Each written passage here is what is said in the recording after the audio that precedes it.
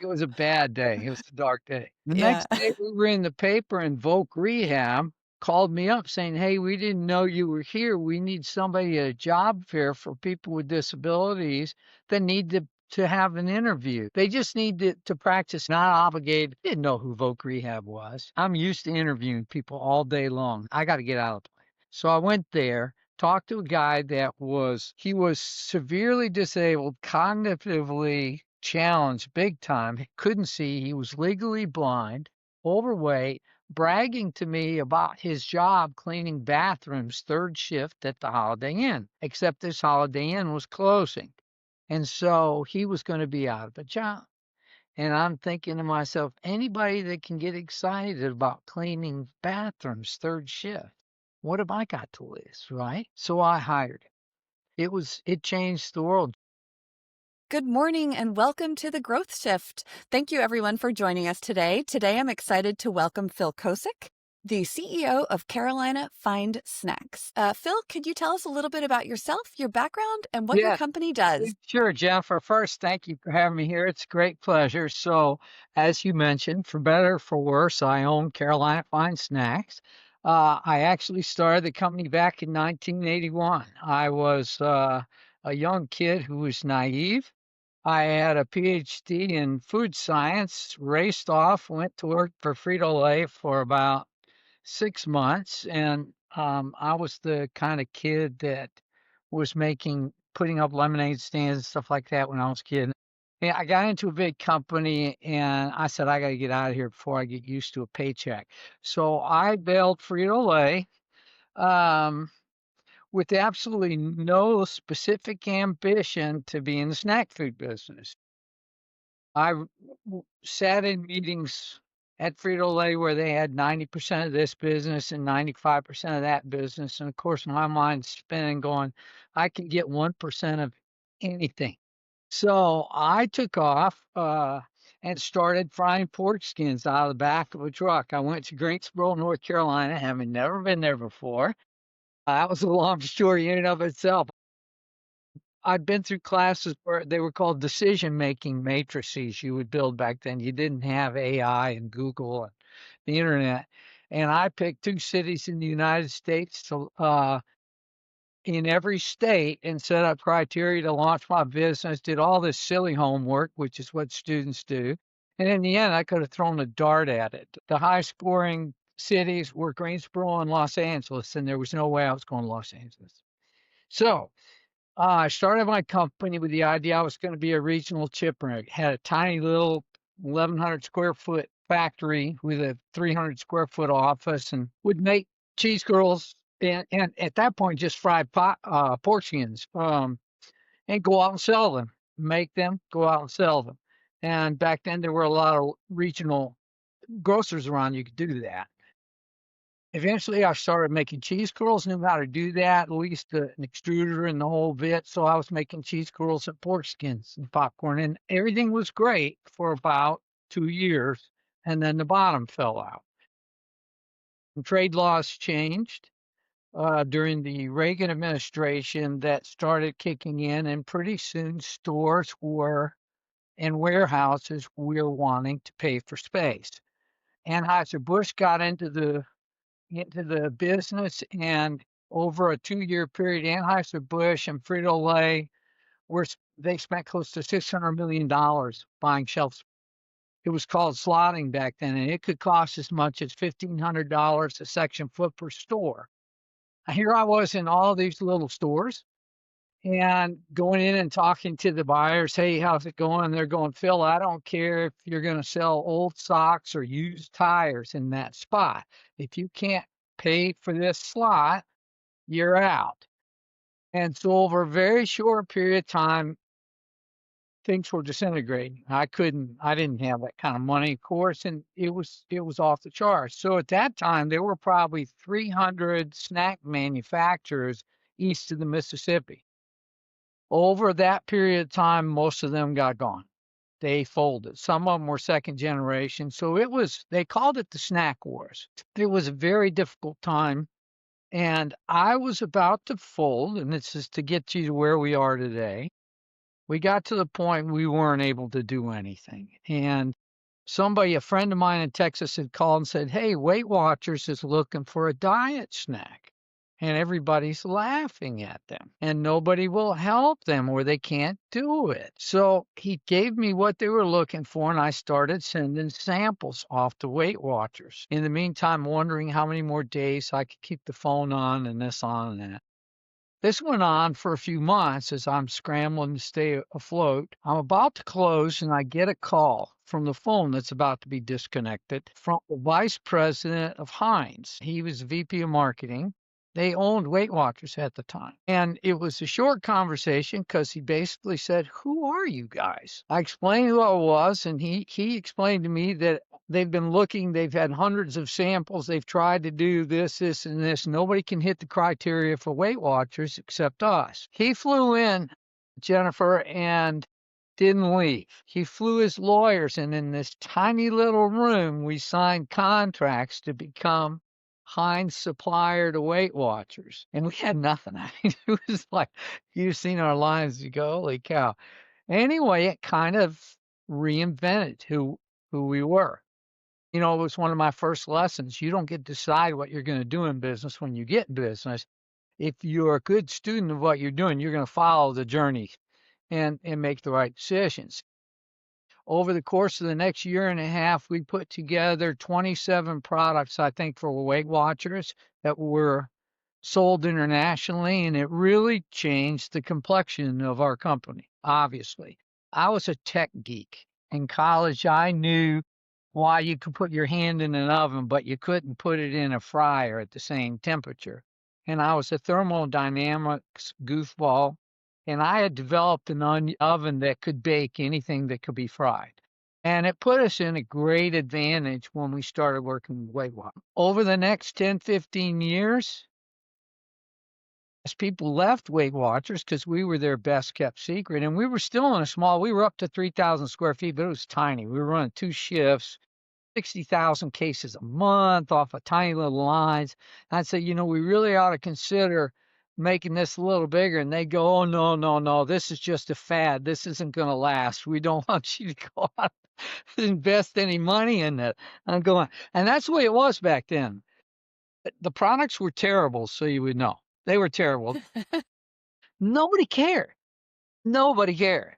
The presumption was if you were in that world and you had to have that product, you weren't going to argue about it. You got whatever you get, you don't fuss a bit. And so this became kind of an ongoing challenge through that because as people left Weight Watchers, because it didn't go away, they would go to like Nutrisystems and Physicians Pharmaceuticals and LA Weight Loss and all. Well, they would all come immediately back to us. So between the late 80s and the mid 90s, I'd say we launched well over 150, 200 products internationally in that business where we did all the development work. We did everything, everything, everything. Uh, and and then we'd launch it for them for a lot of different companies. Some of them were way off the charts, like Amway and Avon, for example, wanted to get into the food business at one point because they said, "We already have all these customers and they're busy looking for this." So we helped a lot of companies like that launch. This went on and I got fat and sassy. We moved into like a 10,000 square foot, then a 30,000 square foot bay. But I got lazy. Everything was running smoothly. We had more business. I couldn't go to PMAs and stuff like that. And I didn't have a dream of being huge. As much as I did, I enjoyed the accomplishment of doing it. There were unique things about our company that I was more focused on. Since the beginning, I would say the early 80s, over half my staff are people with special needs. We hire individuals that most people consider unemployable, and we pay them top wages and they run production. And I've been doing this for a long time now. And so that in and of itself is an interesting story, but it kind of set us apart from the universe. We used to have customers come in and I'm taking them on a tour of the building and I'm walking through the plant with them and I realize I'm talking to myself because they've stopped 10 feet back or frozen and staring and gawking at what's going on, seeing that these lines are being run by people with special needs. and they run flawlessly. And so what happened eventually, Jennifer, is, and where I'm at today, is that I started realizing that being a contract manufacturer was not a sustainable business, that I wasn't going to live forever. I was still trying to decide what I wanted to do when I grew up, but realized if I got hit by a bus, there were going to be 26 families in big trouble because a lot of them were considered unemployable. And so I owed it to the teams that had brought me there to get a more sustainable model going and saw a huge gap in the better for you snack world. It was a business and is a business that was flourishing, but still most of what was out there wasn't really good for you. Again, manufacturers think consumers are stupid or something. I don't know. But eventually people were able to start reading labels and they recognize, for example, the veggie chip universe. People are in love with veggie chips. It's $1 billion segment, but if you flip the back of the bag over, it's not a veggie and it's not any different than any product that they have. It's a colored fried potato. I tried to get companies for years to consider more sustainable products that were answering to the demand of customers. Wasn't going to happen. Costs too much. They don't care. It was still back in the 80s. We really don't care. We want something to stick. We think it's fat.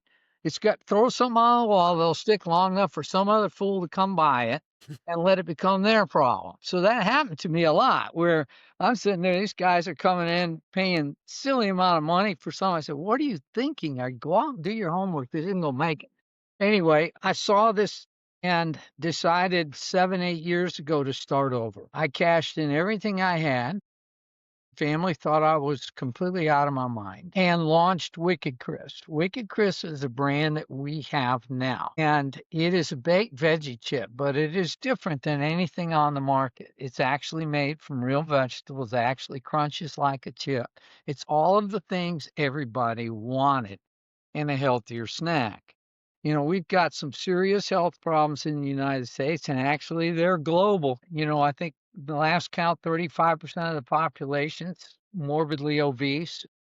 We're the first generation in human history that's not going to live as long as our parents, this generation, which is kind of frightening. And it's because of, in this country, so many of the illnesses that people are facing really revolve around obesity. Um, whether it's high blood pressure or diabetes or different types of challenges. And it's coming because we eat too much food. Too many calories from fat. When you think about it, uh, snacks have been at the core of this problem for a long, long time, and they know it. Even back in the 70s and 60s, they were called junk food. And the reason why is, they're 40 and 50% fat. That's more than bacon. That's more than ground beef. All the things that everybody is fussing about, snacks are worse. And so, you know, my goal was to make snacks healthy. We don't have to be a tomato or a broccoli or something. If you want that, you go on, eat that. Our idea is we want to provide snacks. People love snacking. Okay, we're going to provide snacks. We took the calories out. We don't need to fry this stuff. This was the geek in me, okay? We want the same kind of crunch. We mix different vegetable flours to create textures. So it might be a combination of pea flour, sweet potato flour, this and that. We can get a crunch that'll go bang because people love crunch. So this is really what I have been doing the last 7 years. And I knew I was going up against the same group that I'd been producing for forever. A lot of them have tons of cash. They buy their way into the business in hopes that if they get into the right grocery stores or into Whole Foods or Sprouts or something like that, that they'll become a national brand. And they don't pay much attention. They throw tons of cash at it. They'll spend $1 million to sell $1 million. I didn't have any of that. I was back to ground zero, throwing it in the back of a car, going to trade shows, working booths, going to events, and just hustling it. And going up against these guys when you go on the grocery store shelf. You're competing against some other company that's got millions of dollars that's paying to get into distribution systems and all this. And then they'll buy their own product back to make the grocer feel like it's selling like mad. They go, they use a bot or something.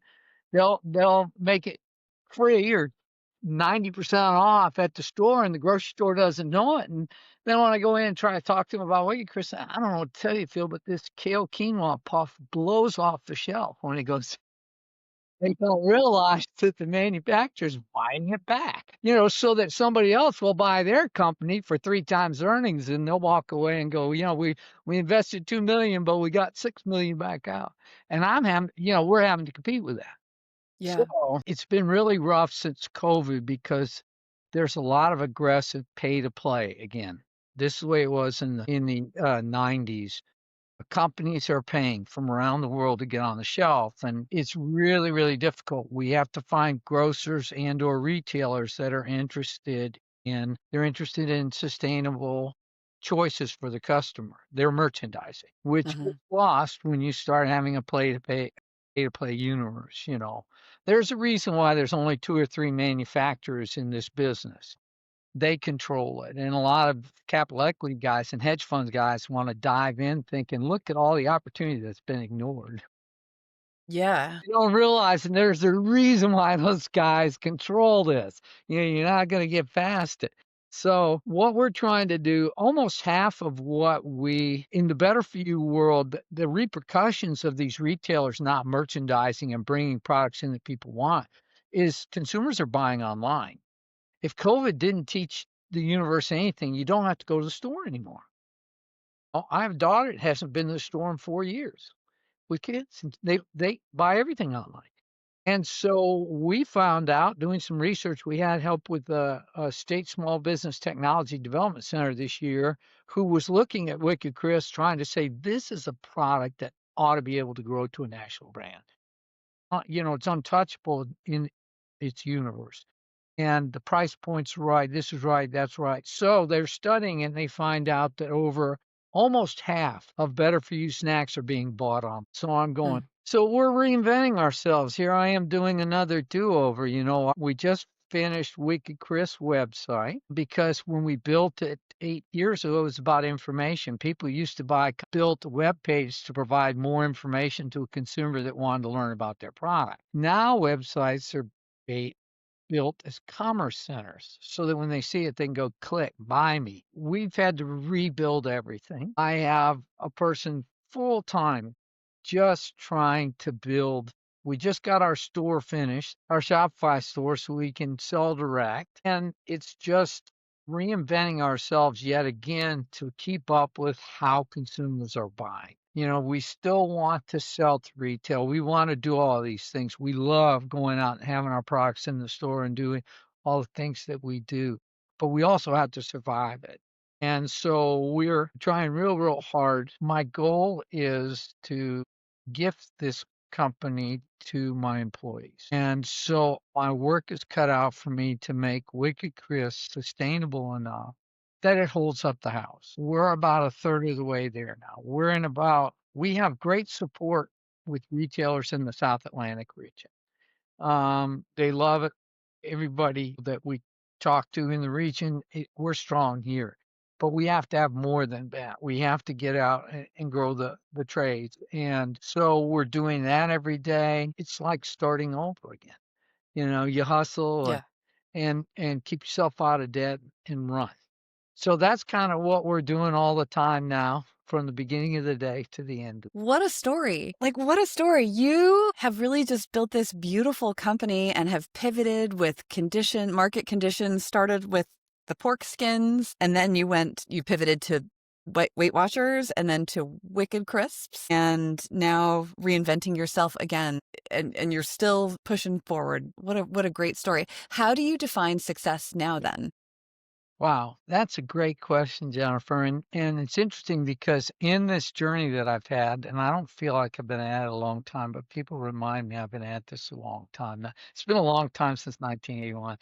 I've learned a lot, and I've helped and been with lots of companies that have tried to make it in different industries, food industry and whatever. For me, the metric of success has always been accomplishing things that make a difference. Um, I everybody that I've met that used money or cash as a metric of success typically wasn't around very long. I've always discovered and believed in what we do and what I've seen other successful businesses do is that if you do something right, if you're focused on the easiest way, the fastest way to cash, make cash and all that, and disregard the component that's taking there as problems. For me, it's our companies become well known for its hiring practices around the world. And I'm very proud of that. We've been recognized internationally. I became chairman of the largest board in the United States. I was appointed by George Bush Sr. as an experiment, the first civilian on the board of directors of NISH. And I was not National Industries for the Severely Handicapped was they were employing people. They were the largest employer of people with disabilities in the United States, and I was asked to be an experiment on that board. I wasn't allowed to vote or anything else. Within a few years, I was chair of the board and spent 18 years there and did a lot and learned a lot. So my metric for success still is this company has to be bigger than me. This is about the community and it's about teaching other companies that they can do the same thing. So I travel all the time now and meet with companies through Kiwanis clubs. Governors will invite me in. Go talk to this Kiwanis group. They want to know, how are you doing this? How are you employing these people? And how is it that somebody that's unemployable has suddenly got house and family and taking care of other people and all this sort of stuff. So to me, that's my success story. And I truly believe we were talking about the other day. I think that I believe in the saying that you die twice. The first time when you take your last breath and the last time when no one mentions your name anymore. I intend for us to be around for a long, long time. So that the goal is to do this and make these guys rock and show the world it's possible. I love that. How did you make the decision to hire special needs employee niche? That's a funny story too. When I first started, I'm just hiring off the street all the time. The very first guy I hired got arrested. He was just he and I. And it was a warning shot over the bow. We were making cheese curls. There were two of us back there. We had this tiny little bay. There's woods in the back. We have a big screen up one day, and he was big. I hired him. I don't even know if he knew I'd hired him. He was so quiet. He was built like Mike Tyson and all this. But back then, everything was heavy. The suppliers didn't care if you hurt your back. So cornmeal was 100-pound sacks and all this. So I needed somebody to lift. And I look out the back one day, he and I are running the line, and I see policemen hopping from tree to tree back in the back of the building. And it's all woods back there. I thought, that's really weird. And I go up to the front, and there's two guys in suits waiting in this little office up there and says, "Hey, does so-and-so work here?" I said, "Yeah." He says, "Well, he's one on felony charges that we're here to get him." And it was like 1 in the afternoon. The first thing I was saying is, "Oh God, can you come back at 4:30 because we got to do this." No, no, we got to get him now. And then I said, "Have you seen this guy?" Because they were smaller than me. I said, "If he puts up a fight, you got a problem." He left quietly. That was my first employee, and that was the warning shot over the bow. Over the next several years, I went through 200 employees needing 12 at any given time.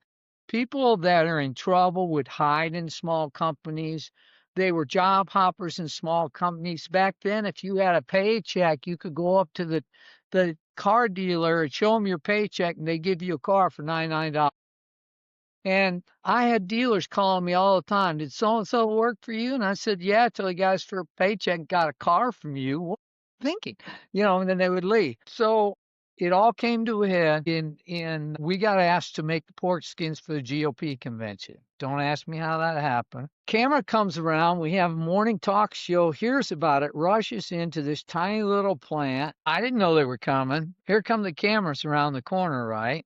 All my employees run into the woods. Things are catching fire behind me. The cameraman's kind of looking like this as everybody's gone. Turns out the few that I had in there were all wanted by the law. So I went into it was a bad day. It was a dark day. The Yeah. next day we were in the paper in Voc Rehab called me up saying, "Hey, we didn't know you were here. We need somebody at a job fair for people with disabilities that need to have an interview. They just need to practice interviewing. You're not obligated." I didn't know who Voc Rehab was.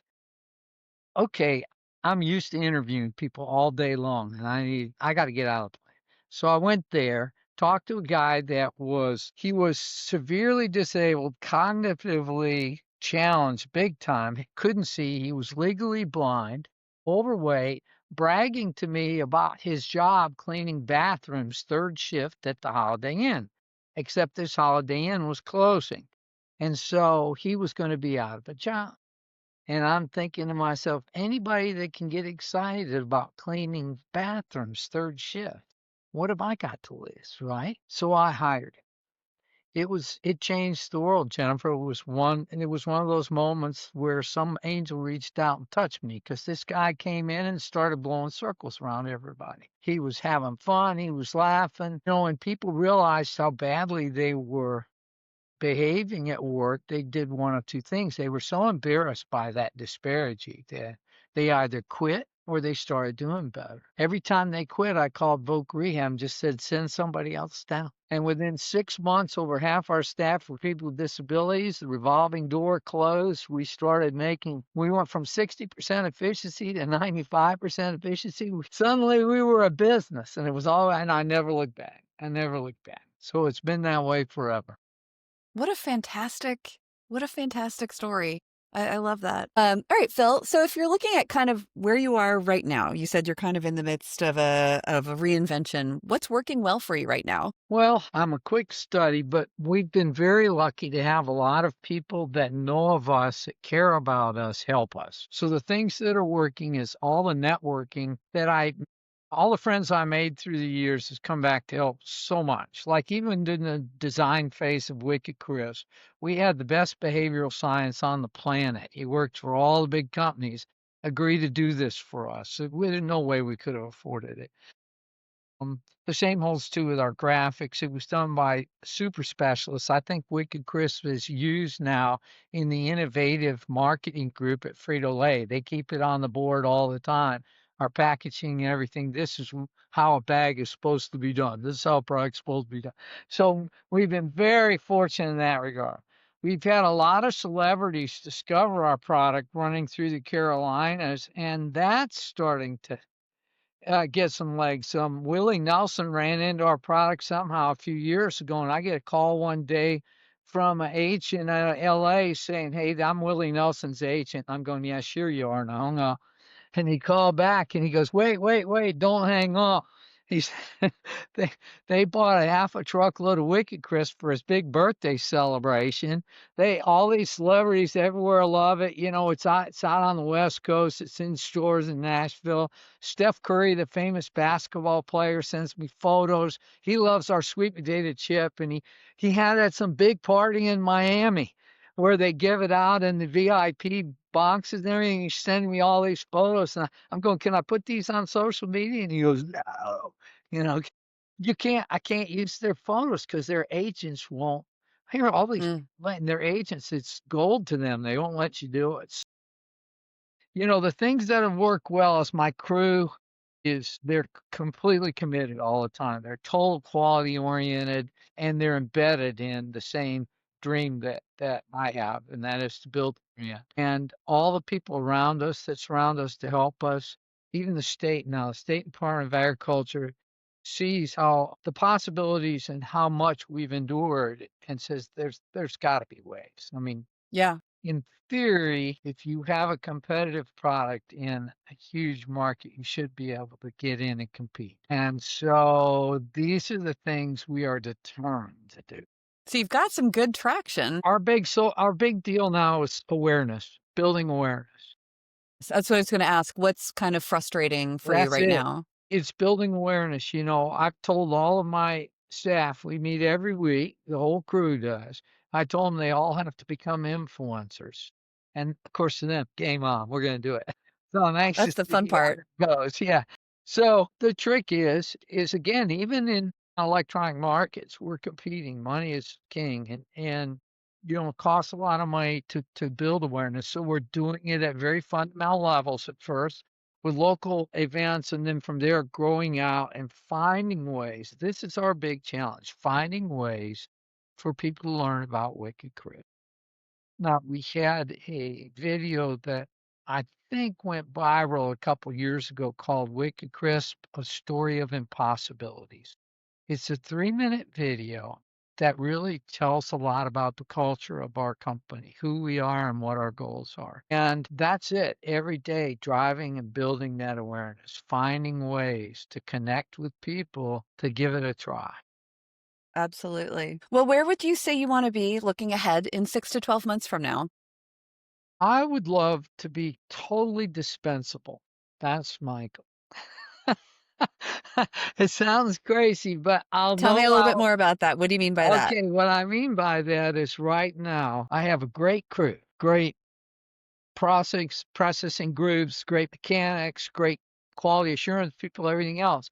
I'm still out there hustling every day building Wicked Chris. I have to get to the point where this place doesn't need me anymore. Then I know I've succeeded. I need to become obsolete. And in order to do that, I have to get those sales to we're about a third of the way where we need to be. Okay. We don't need much. We were talking the other day. If we sold 600 units a day out of here, we're there. It sounds like nothing. In our business, it's nothing. Believe me, at ground zero, it's huge. We sell 10, 20, 30, and it grows, it grows, it grows. But my goal is to become up Okay. Within a year. within a year. It can happen. Okay. Then I can just sit back and say, look, and I can go show other companies, look, this is how you do this. This is how you do that. Sure. All right. As we kind of wrap up, I want to ask you a couple additional questions. If you could go back and look at your younger self, what piece of advice do you wish you had known back then? Oh gosh, there were several things that I learned the hard way. I think the first thing was I was very stubborn in the first 7 or 8, 10 years, and that is that you decide you're going to do something. Doesn't matter whether it's make a widget, you think you got the best this, not to be flexible to the journey and understand that at some point it's going to teach you and not the other way around. That was a huge lesson. I've watched companies fail because they're inflexible to change. It really started with Weight Watchers, but I got very stubborn and recognized eventually people started coming to me and say, hey, can you pack raisins? Hey, can you do this? Can you put this in a can? I learned to say yes, and that was hard because I thought it was taking from that which I needed to do. I learned also, the enemy of good is better. My father used to tell me this all the time, but I'm a perfectionist. And so when you get something running on its own, focus on those next steps. Perfection can be it never ends. And so I spent a lot of time, buzzing around challenges that in the end were irrelevant. I should have stepped aside and kept going. So those lessons I learned early enough to get out of my own way. And then listening, absolutely listening all the time. 'Cause are right. Whether you agree with them or not is irrelevant. Mhm. They know what they want, and you have to learn to listen to them and learn to be flexible to it. It's huge. Everybody Yeah. says they are, but the reality is it's a huge challenge, and you Mhm. have to. Yeah, I developed that skill set pretty early too. Phil, thank you so much for sharing your insights. Before we wrap up, where can our listeners connect with you and learn more about Carolina Fine Snacks and Wicked Crisps? Well, first of all, you can buy Wicked Chris on our website. We sell it Great. right now. We got great discounts too. So delivered right to your door. My email address, if you look up Carolina Fine or Wicked Chris, I make myself totally accessible all the time. They can email me, call me. I do get a lot of queries, a lot for people that are in parallel universes or whatever. And I think I can help. A lot of people want to learn how to hire people with disabilities, and there's some real simple magic to that too, as you pay attention to what people can do. So you want to reach me by email, which you're welcome to publish, and also through Wicked Chris. If you email on the website, it's going to come to my desk. So it may take a day or two, but I'll chase you down. Can you share that website with us, please? Yes, it's www.wickedcrisps, one word, plural.com. Wickedcrisps.com. And go watch Fantastic. that video, Wicked Chris, a story of impossibilities. It's a fun video that kind of shows you who we are. Fantastic. Well, Phil, thank you again so much for sharing your story, and thank you for joining me on my podcast today. Oh, it was a great pleasure, Jennifer. Thank you so much for having me. Thank you. All right, take care.